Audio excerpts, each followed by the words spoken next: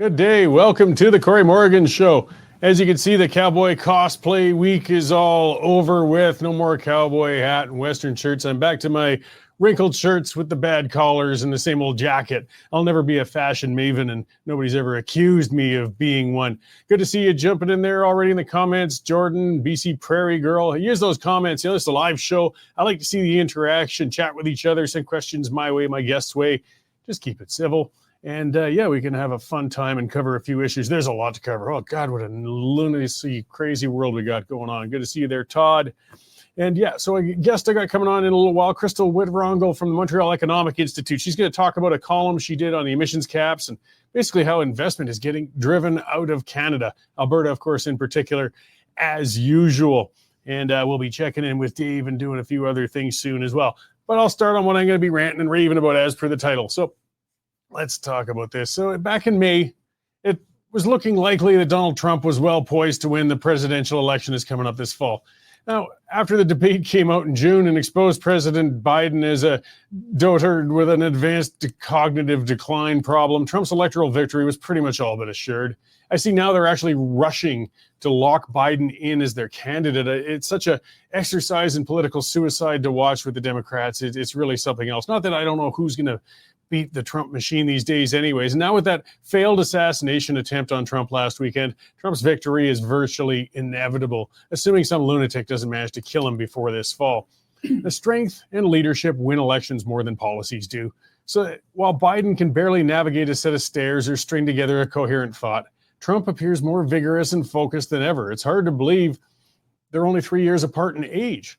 When Trump defiantly rose with blood streaming down his face and pumped his fist while shouting fight, he drew more support than 1,000 rallies and $1 billion in advertising ever could have.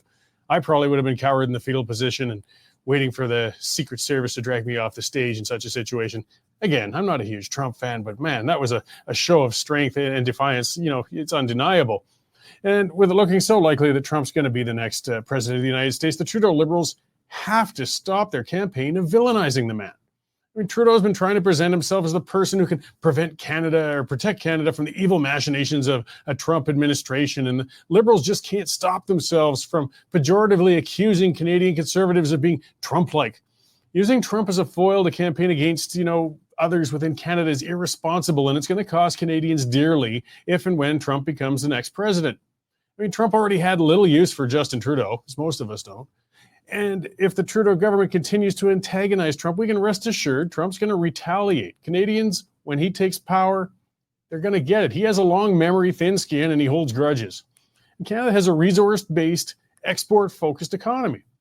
Now, thanks to nearly a decade of Trudeau's inept fiscal management, and his support of mass immigration and his obsession with shutting in Canada's resource sectors, the cost of living in Canada has skyrocketed, while the personal wealth of Canadians has been in steady decline. Now, the United States is by far Canada's largest trading partner, as they purchase over 64% of our exports. Canada's economy would be rocked even by small tariffs imposed by the USA, and Trudeau's campaign of insulting Trump is inviting those kinds of policies. I mean, protectionism always sells well during campaigns in the United States. The Democrats and the Republicans both use it as a policy plank in every election. Trudeau's actions are only going to add personal satisfaction to Trump when he vindictively punishes Canadian businesses upon becoming president. And don't think for a second he won't do it. In business, a business owner doesn't have to like every customer. A wise business owner, though, they won't express their dislike to their top customer. They shut up. They know when it's best to shut up. When Trudeau and his ministers start taking shots at Trump, it's not just the Republicans they annoy, by the way. People tend to rally the troops when an outsider starts poking their nose into their business. And there's many American governors, business leaders, and other people of influence who aren't very thrilled with Trudeau's words either. We need to be solidifying and expanding our relationship with our biggest neighbor and ally, no matter who's leading that country. The Trudeau Liberals certainly don't need to be kowtowing to Trump or any other politician for that matter. In trade issues, they do need to show some strength. But they also need to exercise a degree of careful diplomacy. During the next 4 volatile months of campaigning in the USA, the wisest thing the Canadian government can do is just to shut the hell up about it. Trudeau won't have an influence on the outcome of the American election, but he sure as hell will be setting the tone for Canada's relationship with the next administration. And so far, that tone isn't good. Nuance, diplomacy, wisdom, and economic sense are all concepts that have eluded Justin Trudeau so far. That's why the Liberals are facing an almost certain electoral obliteration when they finally allow Canadians to vote. It's a lot to ask and expect of the Trudeau Liberals, but if they could just lay off the attacks against Trump, it would do us all a favor on both sides of the border. God knows Trudeau has enough to deal with at home. Maybe he should try doing that for a change. All right, well, that's what's got me going today, and we'll see how that goes. I'm sure he won't shut up, but we can at least ask, right? All right, well, let's see what else is going on out there. We have in studio our news editor, Dave Naylor. How's it going, Dave? Oh, busier than a one-arm paper hanger. Yeah. It's just crazy, isn't it, this last week? You don't have to search for things to put in there now. You just have to I suppose. curate and figure out what's worthy. Triage what's the best. Yeah. But obviously our viewers and listeners are interested in your health after your recent medical procedure. Yeah. I understand you're having some uncomfortable Uber business. There has been, yes, as some folks know, I drive Uber in my spare time. I like it. I enjoy it. It gets me out. I talk to people. And as others might not know, yes, I had recent surgery on my left butt cheek, and it's very, very uncomfortable still. It's recovering, but I have a big pillow on the front seat of my car, and when I get in and out to get people luggage and things, they see me easing in slowly into my seat and so on, looking at that pillow, and all I can imagine is they're thinking this driver's got to be loaded with hemorrhoids or something, but it stunts the conversation for the ride. Maybe it'll get me some sympathy tips, though. There you go. That's all you can hope for. Yeah. So as mentioned, very busy morning today, Corey. We're leading off the side right now with an interesting story actually out of Lethbridge. There was a big motorcycle charity run there on Saturday. And there's a group called the Commandos Motorcycle Club. And they're a group of veterans and former soldiers who get together, ride motorcycles, and raise money for charity. Now, they are not the Hells Angels or the Banditos of the world. They're not an outlaw motorcycle gang. But Lethbridge does have a bylaw that allows police officers to remove patch-wearing bikers from drinking establishments. So these 35 poor members of the Commandos were in a local bar just drinking soft drinks and food, and cops arrived and said, "Get out." So they're defending their action on that. Another fun story out of Vancouver Island, where a burgeoning couple decided they would go to the Coldplay concert in Vancouver. But I guess that's where things sort of started to fell apart, where the gentleman asked the girl to pay her share. And she thought, "Oh, no, it's a date, you're paying." Well, he took her to court and actually won. So we've got a complete list of exactly what he spent on the date, including $63 for Smitty's. I don't know what you can spend on Smitty's for $63. Tons of fallout, obviously, from the Trump assassination attempt. We've got Lee Harding with an interview with a former top Mountie who describes it as, quote, "a colossal cock-up," quote, the Secret Service actions.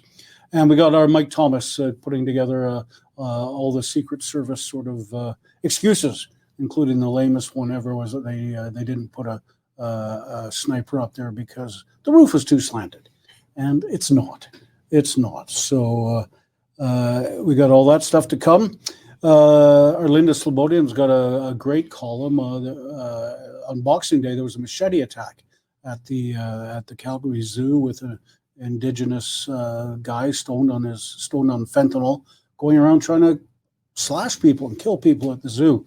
Well, he was sentenced this week to basically time served. And Linda's got an exclusive interview with the victim, who was one of the victims who was slashed. And she says, "Look, this was a hate crime. This is being ignored by the justice system." And you know, she didn't even get to see the guy in court, really. Yeah, I remember that one when it happened, actually. Yeah. It was quite terrifying. I haven't got a chance to grab Linda's column yet. I imagine she might have pointed out it was probably a Gladue case. Yes. And even the victim has sympathy for the family, saying, you know, his mother looked bedraggled and, you know, but yeah, well, you know, hopefully they can rehabilitate him. Some idiot last night in Edmonton was waving around a replica handgun. And you know what happens when cops see that? They shoot them. And that's what happened. And he's now in critical condition as ACERT investigates. And DEI in the United States in full retreat. This is a week or so after a major tractor company canceled all their DEI stuff. We now know that Microsoft has also done the same thing, firing their entire DEI team. And John Deere capitulated after about only a week of internet pressure they have now said they're going to concentrate on selling tractors and not sponsoring pride parades. So that's some good stuff in the States. I just want to mention one more Linda column that actually came in yesterday. You remember she broke the story on the 14-year-old who was dancing in trans bars in Edmonton, and the kid is autistic and mentally, and her mom's just pushing her to do this. Well, the people who are hosting the Burnaby Pride Day this Saturday have hired her as the main headliner. So they're going to bring in this poor 14-year-old girl who's going to be dancing in front of lecherous perverts. So that's a great column from Linda too. So coming up on the website this afternoon, we'll have the latest on that big storm in Toronto yesterday, including some incredible footage of flooding in Drake's mansion. It looks like they just opened the front door to a river. So, and I understand our business expert, Sean Polzer, will be joining you again today. I'm sure he can fill you in more on all the DEI stuff. Great. Well, yes, there was quite a list to cover, and I know you got a whole whack more. So, well, thanks for the update, Dave. I'll let you get back to your desk there to keep sifting through these news stories and getting them out there. Pleasure as always, Corey. Right on. Thanks, Dave. It's always nicer to talk to Dave in person in the studio. Look him in the eye and see if he's being truthful about those stories or not. Yeah, some of them are just beyond the pale, and it finds, almost to be too hard to believe. And as he pointed out, yeah, Linda wrote on that with that 14-year-old who has been out at strip bars.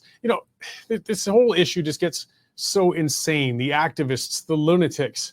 Like, I couldn't care less about drag shows. Calgary's had them for decades. I remember back in the 90s, there was a bar in Calgary called Boys Town, I believe it was, and they had weekly drag shows. They get out there, do their thing, have a good time. Good for them, right on, have fun. I don't care. And most people didn't. But the activists have to keep pushing the envelope, pushing the envelope, pushing the envelope. And the problem, the issue that people have now, this is a 14-year-old autistic child doing sexualized shows, not just in drag.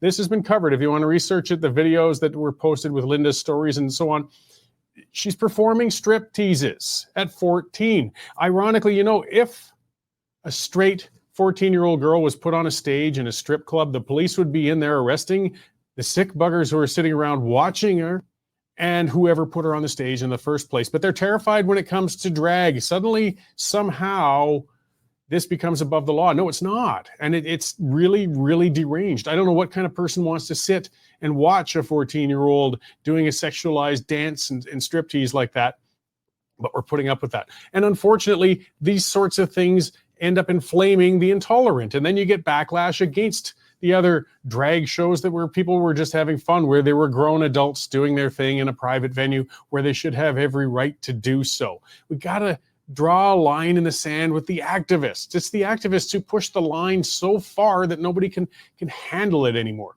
So I noticed Jordan asking, why doesn't Linda come on? By the way, yeah, I've had Linda on in the past a couple of times. She's out in Manitoba. She just much prefers writing. As you can see, she's very prolific. She covers a lot of things, and she's been at it a long time rather than coming on the shows. I've had her on. She likes to chat now and then on the shows, but she's not big on coming onto these live sorts of things. It's not everybody's bag, It doesn't love listening to the sound of her own voice as much as I do, where I can look forward to doing this every week and babbling at you. But rest assured, Linda will keep breaking those things and writing on them. This is my last, reminder to remind you the reason Linda can do that, Dave can do that, and Jonathan Bradley's putting out those stories, Jen, all of those folks we got all over the place. We're one of the busiest newsrooms in Western Canada, actually, a physical newsroom, is because you guys have subscribed. So, hey, if you haven't subscribed yet, get out there, guys. westernstandard.news/subscription. It'll get you past the paywall. $9.99 a month, $100 a year, just like a newspaper subscription. And it keeps all these reporters running so that you can have a news source and doesn't take a penny of your tax dollars. It's very important. Point of principle and just a point of being responsible. All right. Let's speak to somebody else who's got a responsible viewpoint on things. It's been a while since we've had her on. She's been on before, though. Krystle Wittevrongle of the Montreal Economic Institute. She recently gave us a column on emissions caps and energy use. Hi, Krystle. How you doing? Hi, I'm great. How are you today? Oh, good. Got lots of ranting and raving in me, but I'll let things cool down so you can explain more in the column and what you I guess expressed. I mean, you talked. It was entitled "Friends Shouldn't Let Friends Buy Natural Gas from Bad Places," and you spoke though at length on, I guess, the emissions caps and how investment is really getting pressured on Canada's energy sector. Yeah, so last year, the federal government had proposed a cap on emissions for the oil and gas sector to cap them between 35 to 38% below 2019 levels. So essentially, it's a cap on production is what the column is about. And it really just talks about how we as a global economy are going to see increased demand for oil and gas products through 2030 and beyond. And if Canada is not willing to allow our product to market, our product being the responsibly produced oil and gas, done with very high environmental regulations, somebody else will. And we've seen that happen in the past couple of years where Japan and Germany and Greece have all come to us as Canadians and said, we want your resources. And when the federal government turned down Germany, they then struck a deal with Qatar. So it's not that oil and gas production is globally just going to cease. It's still 82% of energy use. It's just going to be done elsewhere, much to the hurt of Canadians. And for what gain, really? Because the emissions are still going to be there and likely going to be increased because they're coming from places with less environmental protections than we have here. Well, and as well, some of those producers are often a little less than friendly with human rights protections and labor, restrictions as well. I mean, Canada is one of the most ethical producers in the world, yet we're the ones punishing ourselves the most often for what we're doing. Exactly. And the oil and gas sector employs over 700,000 people in this country, which, accounts for over 12% of our GDP. So this is a huge sector. In Alberta, of course, we're going to feel it most heavily when the cap on production ultimately comes in. The government is saying this isn't a cap on production, this is a cap on emissions. But we found last year that this is a cap on production, and Deloitte has now released a report saying it will be a cap on production. And in Alberta alone, we're looking at 54,000 job losses by 2030 linked to this emissions cap. So we're going to feel it. We're going to feel it hard. And for what benefit? Really, I think a more broad discussion needs to happen about global emissions and not what Canada can do to reduce our local emissions if we're just contributing to a increase globally. Yeah, well, and it's just the attitude has caused an investment chill. I mean, the stats you put, it's staggering how much investment in the energy sector has plummeted from 2014 until 2023. I mean, this is all started prior to the emissions cap, but I mean, this is the investment community responding to signals from the federal government saying that they're not going to allow future production, essentially. Exactly. And further, if this emissions cap does go in, by 2030, there's going to be a $75 billion less investment than there would have been by 2030. So we're seeing already there's a huge hit in the investment community up to now. It's only going to get worse. And investment certainty is a big part of it when it comes to the regulatory environment. And if there's this pancaking of policies, one on top of the other, which we do see when it comes to climate change and emissions regulations, is just policy after policy, there's very little certainty around that, and it's very complex. So it's become this very murky environment for investors, and quite frankly, I don't blame them. Well, and some of the Canadian circumstance, the irony is two things. I mean, for one, oil and gas generate a heck of a lot of revenue for Canadians everywhere, not just in Alberta. It's a massive part of our GDP. Mm-hmm. And as well, we end up having oil and gas imports coming in on Eastern Canada while we're having difficulty getting our product to market in the West, again, due to a government that just doesn't allow us to build the infrastructure to move it around. Exactly. Yeah. And so that's been a huge problem, and it will just continue to become a problem, especially as global demand continues to increase. And when our allies and these other countries are trying to get off of the oil and gas supplies from places like Russia or other nations that have really just atrocious records when it comes to, like you mentioned, human rights and other things, it's really a constant question of what we're doing. We're missing the forest for the trees is really what's happening here. So, I mean, I know it's difficult. You guys, put out your reports. You try to stay non-political, which is fair enough. But there's a good chance we're going to have a change in governments coming in a year and change, perhaps, that would change the investment environment. Do you feel that some of this damage could be undone at least? I think there's going to be a lot of work needing to be done under any government when it comes to this regulatory environment and providing some level of certainty to investors. There's been just change after change constantly, which a lot of these huge, what am I looking for? Like CCUS, for example, that are plugged onto existing facilities, they're lacking in the ability to continue on and grow and get more online because of the investment environment. And so any government is really going to have to do quite a heavy job of telling investors and proving to investors what can be done in this country and what won't be undone, in 4 to 8 to 10 years, because these things take long amounts of time. So if we want to be able to move forward and actually do our job in reducing emissions globally, we need some level of certainty here. And whether that's under the current government or a future government, it's definitely should be a priority. Well, and something else you mentioned in the column is Ottawa is not really trumpeting the amount of progress the industry has made in reducing emissions. I mean, presuming emissions are a problem, fine. The Canadian industries have actually been doing very, very well in reducing the emissions, but they're not getting no credit for it. They're still just constantly get accused of being environmental monsters. Yeah, exactly. So the efficiencies in this sector have been really, really impressive.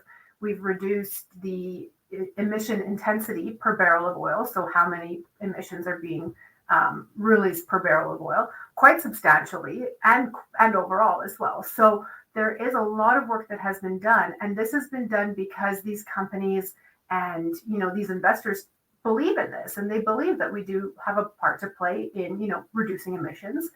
And so continuing to innovate to be able to do that is very important, which is where some of that investment comes in as well. I just mentioned with CCUS, for example, like carbon capture has a lot of potential, but it is not yet at the level that can make these huge, great big, changes that the government is really saying they should be able to do. And to be able to get there, we need the investment. And the companies that invest in this sort of thing are those who are producing and exporting and that. So if they're not able to be investing, we're not going to get that forward momentum in that area either. So future emissions reductions and intensity reductions are going to be quite, Yeah. And it's not just, as you kind of point out, it's not just a domestic market or the international market to purchase our products. It's the investment market that's international that people have to realize. People are looking to get a return on their dollars, whether they're in the United States or Europe or their pension funds. And if they can't get a good return here, they're going to take it somewhere else. And they have been. Exactly. And even the emissions, back to the emissions coming from somewhere else. Like if we look at British Columbia, so when that province instituted its carbon tax back in 2008, the market share for imported cement, which is very emissions intensive, went from 6% to 40%. So they didn't reduce their emissions that stem from cement production. They just exported the emissions in terms of where the cement was coming from. So we lost that market share. So that's what's going to happen here with oil and gas is we're going to see a lot of it exported and emissions intensity grow because these other countries don't have the same sort of rules, regulations, and checkpoints that we already do and pride ourselves on. So yeah, it's quite a conundrum and it's quite a headbanger for most of us here. Yeah, well, some of the ethical case that could be made, I mean, as you sort of pointed out, India, China, I mean, these are high emitting countries. They still burn a heck of a lot of coal. If they could get cost-effective liquid natural gas, they would be more than happy to use that. And it's of a lower emission intensity than the coal. But we got to make that case to Canadians because we get demonized for the natural gas as if it's a bad thing. I mean, maybe use the word mitigate. I mean, we can mitigate when it comes to addictions and drug use. Well, why can't we accept the mitigation of harm when it comes to fuels? Exactly. Countries around the world, like you mentioned, China and India, are looking to reduce their emissions footprints as well. It's not just Canada. And one of the easiest ways of doing it is to get off of coal and transition away from coal and onto natural gas. So by being the fourth largest producer of natural gas, Canada is well positioned to help these countries get there and overall reduce the amount of global emissions. So our regulations are more stringent. Our product being natural gas, is cleaner and burns less emissions. So it's a win-win across the board, and without hurting the Canadian economy to the extent that we're talking about here when we're talking about such a huge hit with this emissions cap. Yeah, well, I mean, if we can get the word out, I think there's a lot of misconceptions with a lot of Canadians, I think, often outside of the West. It's not necessarily their fault, perhaps they're not getting the whole picture. And that's a lot of what you guys have been doing with the Montreal Economic Institute. It really is appreciated. It's a tough slog, and you're getting it out there. So before I let you go, where can people find your work and get this stuff out to other folks who need to hear and read it? Yeah, so we are online at www.iedm.org.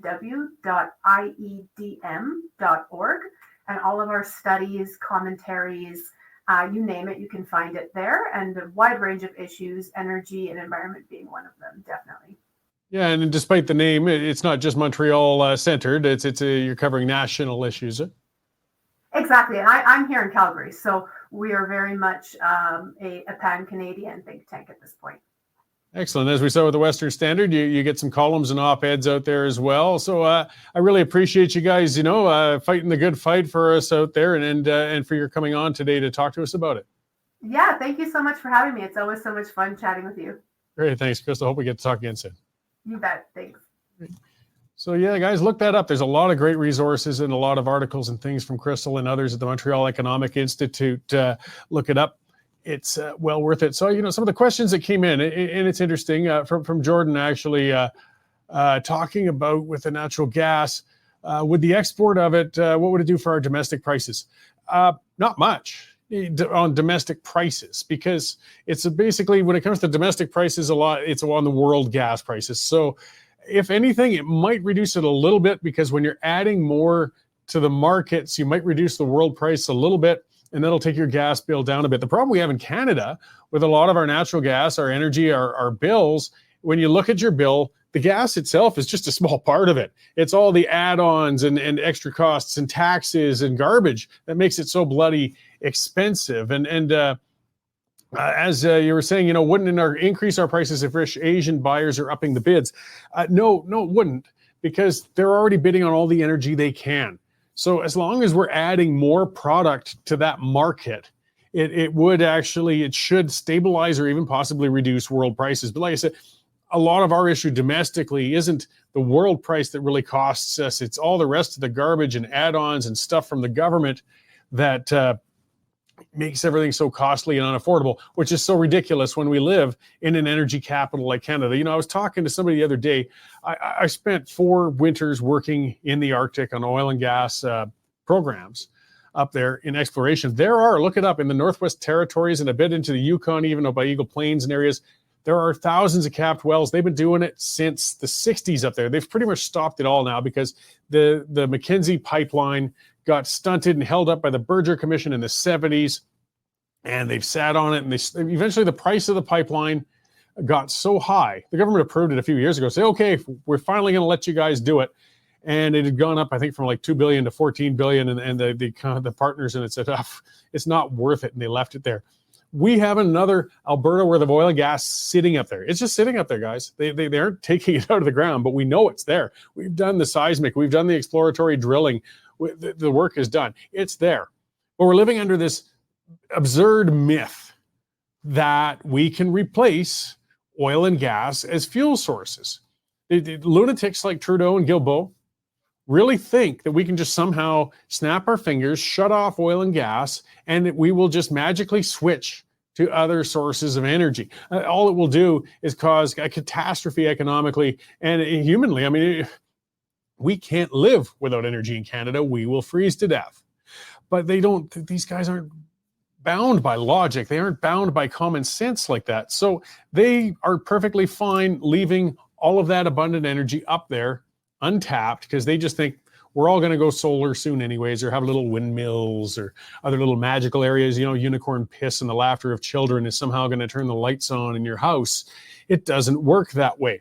And Jordan pointing out again, more nuclear. He said, yes, nuclear is another option. Saskatchewan has a lot of uranium resources. Nuclear is very capital intensive to get up and running, but once it's going, it does generate energy and it doesn't have emissions. Yet the environmentalists hate that too. This is some of the logic we've got to realize, or we got to push back with these environmentalists, is that we'll never pacify them. We'll never make them happy. They are like trying to ration with a street preacher who's screaming and raging on a street corner about their whatever faith it may be. You can't reason with them. They're nuts.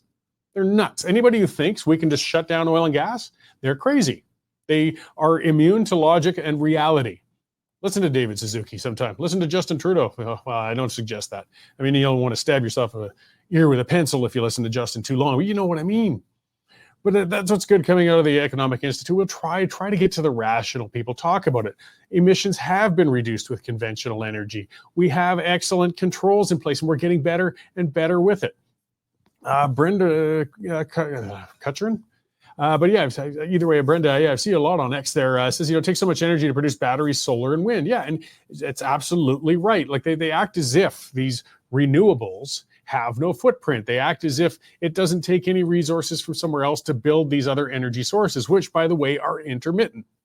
So we need to get that messaging out there. Hopefully the rational people will catch on to it and we can go with that. I mean, if it gets there, if the energy sources get there, people will switch. I will. I've talked about that before. I think I mentioned it on the show. I got a beat up old lawnmower I use at home at the acreage. I need my exercise. So I hand mow and push that thing around and everything. And it's getting older and older. It's a gas powered one. One of these days it's going to blow up on me. I'm using it as long as I can get away with. But you know what? When I do switch, I'm going to go with one of the rechargeable electric mowers. Not because I'm trying to save the world. Not because of reducing emissions or something like that. It's because it's come to a price point now on those mowers and they hold the charge well enough that it's worth me having it out there and using it on my lawn. That's all. It's worth it. So I'm going to go with it. I don't need to be forced to it though. I don't need a gun to my head to do it. I'll do it when it makes financial sense to me and it becomes practical. And people will do that if and when electric vehicles get that way, or solar powering and things like that. They will get there, just leave them be. If the product becomes good enough, people will switch. Commenter Sleeping Lion is saying, are you saying street preachers are irrational? No, I'm saying they're batshit crazy. They're beyond irrational. And if you've gone to a corner and listened to some of them, they're nuts. But hey, they have the right to be nuts. They have the right to stand on a corner and spew out whatever loony interpretation of their religious text they have. I do believe in their right to do that, but I have the right to call them out as the kooks that they are. So yes, I'm not typically big on street preachers. And you don't want to get me going on Palowski. I've gone on about him before. Again, the guy was ill-treated, but he's still a nut.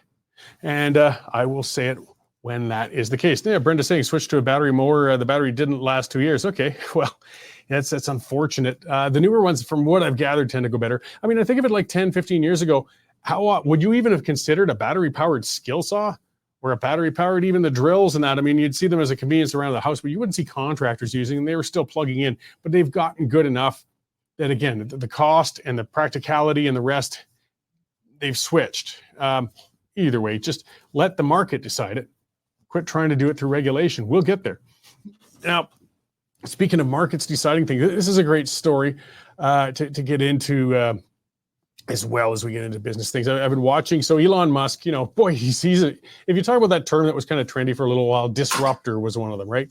And Musk is a disruptor, and he certainly shakes things up. I mean, it's easy to be a disruptor when you got, hundreds of billions in the bank to play with. And he just likes to get out there and poke the stick in the ant's nest. And with what he's done with X has been fantastic. The left all predicted it would fail years ago when he bought it, and it seems to be flourishing so far, but now he's doing what so many other people and businesses are doing in the United States, and they do all around the world. When we're talking about, it kind of ties into what I was talking to Krystle about before too, is that capital will move to better locations, if you let the market do it. Musk, he had already moved Tesla out of California. Because California's gone nutty. It's gone way off to the far left under Gavin Newsom. They've been punishing their businesses. Cities like, man, it's a tuberculosis ward in here or something going on today. Either way, it must be that global warming causing something. He's now moving SpaceX and X. The headquarters of those are going to Texas. And we're seeing that all around the United States, actually. Is migration out of California, out of New York, they're leaving. I mean, new immigrants are coming in and moving into these areas. But interstate migration from professionals, from companies, they're leaving, and in the hundreds of thousands. And it kind of bodes really terribly for California. California is in dire, dire condition. It's making me think of, a North American Venezuela. When you look at it, California's got everything. I mean, they got beautiful weather. They got some great agricultural businesses. They had the tech sector. They had oil and gas. They have Hollywood. They have all of this stuff down there, and they've blown it. Their policies have been so horrible that people are fleeing. They are leaving. And what the problem is, when the productive leave, what's left behind tends not to be the cream of the crop. I've talked about that when I worked in Steubenville, Ohio, for example. That was an area that's in the Rust Belt. It was really, really booming back from the 30s all the way up until the 80s, when basically a lot of factors came in, and these smaller cities and so on that produced iron and had foundries and everything were all crashing. So Steubenville, I think it peaked at like 120,000 people. It was down to something like 20,000 when I was working there. So you had this weird ghost town. They had like 20-story Art Deco buildings downtown, yet you had this almost bomb blast zone outside in the inner area where all the houses had just been dilapidated and bulldozed down. And then there was a bit of a college a little farther outside there, a university that was doing okay. But it was a rough town. The thing is, the people who had ambition, the people who had skills, the people who were marketable, they left. They left 30, 40 years ago. But the people left behind, a lot of them were lazy, unskilled, troubled, and they dominated the area. And there's one thing that even the most unskilled and lazy people can do is breed. So yeah, those households are full of more and more people, and you're getting generations of more socially and economically dysfunctional people layered on more. And unfortunately, that beautiful little city is really, really a rough spot to go. We're watching the entire state of California start to do that now. And it's going to be interesting to watch where that goes in the next decade, because it's a lot easier to drive out resources than to bring them back in. And it's really actually quite sad to watch, because it is a beautiful state in a lot of ways, but they've really just devastated it with, like Venezuela, socialism and stupidity. All right, well, let's get on to somebody who's not so much into socialism, and I haven't found him to be too stupid. Sean Polzer's in here, if we can catch you between sneezes, and give us an update on the business world. Yeah, excuse me there. Kind of a little bit of the allergy. Oh, yeah. Well, I put on some ragweed today before I came into the studio. Yeah, that must be the reason there. Yeah. So either way, this Sean writes for the Western Standard on our business and energy files, and among other things. What's topping the stories, Sean? Well, we've got John Deere. Oh, yes. So if you recall, a couple weeks ago, there was U.S., I guess, farm retailers, the Farm Walmart tractor supply. I don't know that they actually sold tractors, but for Canadians, it's like a version of Canadian Tire. It's not just tires so much. It's kind of a generalized hardware and neat. Yeah, they're really nice stores, Tractor Supply, in the smaller towns in the U.S. And then so they kind of capitulated to a online activist campaign to revoke some of their DEI and green energy and woke, inclusion policies. And they said they were going to focus more on veterans and farm groups like 4-H and kind of a little more of their core constituency. So these same folks, they went after John Deere, which actually does make tractors. So John Deere is one of the oldest publicly traded companies in the United States. It's like goes back to about 1837. It predates older Canada. Yeah. So anyway, today they issued out a statement that they are going to abandon some of these policies as well to kind of focus on their core constituents. So This idea that somehow the customer is always right, and it's not just these groups lobbying, though. Do you think, to a degree, maybe some shareholders are finally speaking up too? I mean, they're saying, "Hey, I bought stock in your company to make money. I bought stock for you to give me a return on my investment, not to go out funding and taking part in these DEI hires and programs and things like that." There's got to be internal pressure we probably don't see as well. Well, absolutely, and I think the poster child for the whole thing is Bud Light. Dylan Mulvaney. And knowing your market, right? If you're running a little trendy coffee shop, by all means, dive into that. This Bud Light, this is the rodeo beer. They don't the rodeo beer exactly. The UFC. So they're trying to go back to UFC and resign some of the and the NFL and those kind of macho kind of sponsorships and kind of undo some of the damage that they've done. So I think there's a like once bitten, twice shy kind of mentality amongst one of the biggest marketing flubs since the new Coke. I would say. The new Coke. I'm dating myself there. I'm old enough to remember. We've got a tale of two pipelines. So we've got Keystone XL and we've got Trans Mountain. So Trans Mountain, as everybody knows, was the government-funded boondoggle that was about $35 billion. $30 billion over budget. But now that it's up and running, it's shipping oil to North Korea, Japan, China, and this thing is taking off like gangbusters. And the prices that we're getting for oil are like less than $5 under Brent prices, so that's like $80. It's like this thing is turning into a gold mine for the Alberta government. Well, it's good. And for people who don't understand, like, because of our limited access to outside markets, we used to sell our product at a heavy discount compared to West Texas. Right, going overland down to Gulf of Mexico. Yeah, so now that's the biggest difference we have, is now that we can access competitive markets, we don't have to apply such a discount to get them to purchase. Absolutely, and that's the other half of this story. So Keystone XL was supposed to be that overland pipeline that was going to go down to the Gulf of Mexico and ship something like 1 million barrels a day, down to these refineries in Houston.